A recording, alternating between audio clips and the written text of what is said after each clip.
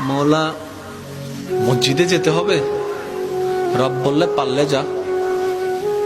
মওলা এই টাইমে মসজিদে গেলে তো আমারে দৌড়ে ফিটাবে। বুঝেন না কেন?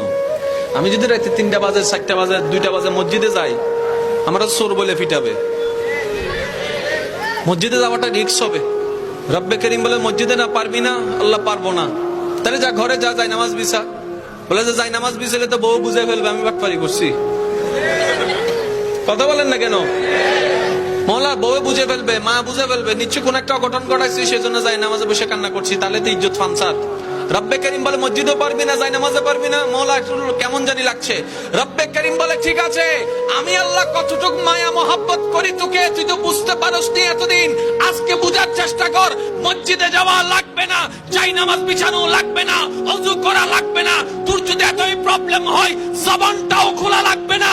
মন থেকে তুই একবার আমাকে ডাক দে, একবার ডাক দে, একবার বল রহমান মাফ করে দাও, রহিম মাফ করে দাও। তোর মনের অবস্থা আমি রব্বে করিম শুনে, ইন্নাল্লাহ ইয়াগফিরুয যুনুবা জামিয়া, তোর সারা জীবনের গুনাহকে মাফ করতে রাজি।